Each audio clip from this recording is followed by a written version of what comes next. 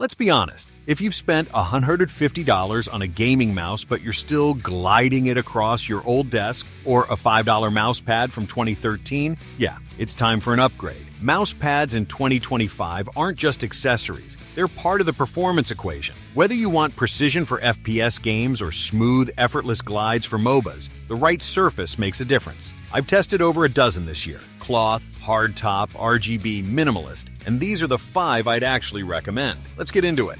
If you're curious about trying a hard mouse pad, but don't want to shell out $100 for RGB lighting you'll never look at, the Logitech G440 is your go-to. This pad is slick, literally. It's got a low-friction polyethylene surface that makes your mouse glide like it's skating on ice, but not too slippery. There's still just enough texture to give you stopping power for precise flicks. I tested this one while playing Apex Legends and Valorant, and for the price, it held up surprisingly well. The size is a bit on the smaller side at 340 by 280 millimeters. So if you're someone who plays on low sensitivity with giant arm movements, this probably won't cut it. But if you're looking for that classic hardtop feel without breaking the bank, this is one of the best in its class.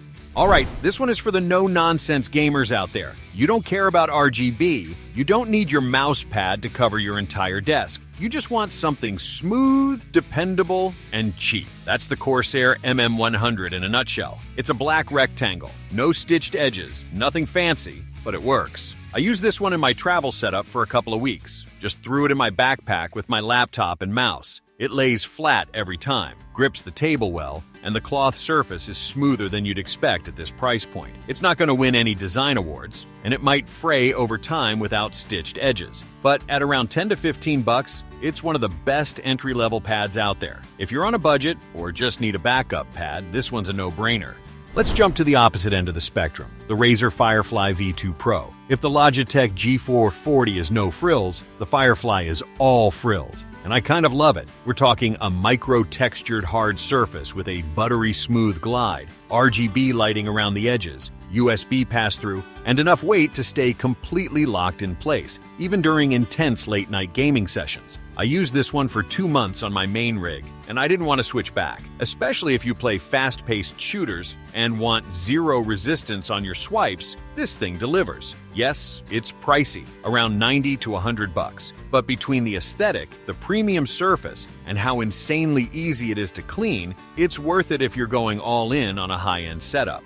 Now, if you're the type of gamer who wants your keyboard and mouse to sit on one massive unified surface, the Logitech G840 XL is for you. At 900 by 400 millimeters, this pad covers your entire desk. I personally love this for 2 reasons. It gives your setup a super clean aesthetic. It makes low DPI gaming so much easier. There's room to move and you're never running off the edge. The cloth surface has the perfect balance. Not too slick, not too slow. Great control without feeling sluggish. It also helps dampen sound from mechanical keyboards, which is a nice bonus if you're recording or streaming. Only downside? It shows dust and dirt pretty easily, especially the black version. But that's true of most cloth pads. A quick wipe down now and then, and it still looks sharp.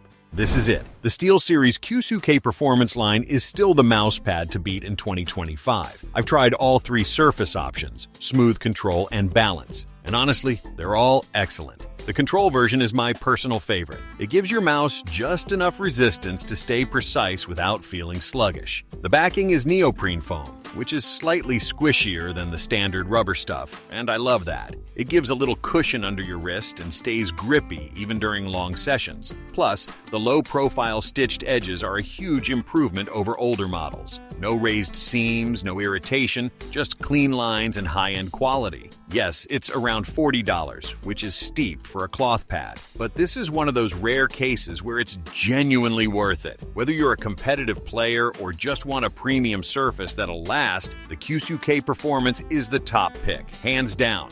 And there you go. Those are the 5 gaming mouse pads I'd actually recommend in 2025. Whether you're on a budget, chasing aesthetics, or just want something that feels right under your mouse, there's a solid option here. I use a few of these daily, and yeah, I'm picky when it comes to gear. Got a favorite I didn't mention? Let me know in the comments. I'm always down to test new stuff. And hey, if this helped, hit that like button, maybe subscribe, and I'll see you in the next one. Game smooth, aim true, and keep your setup clean.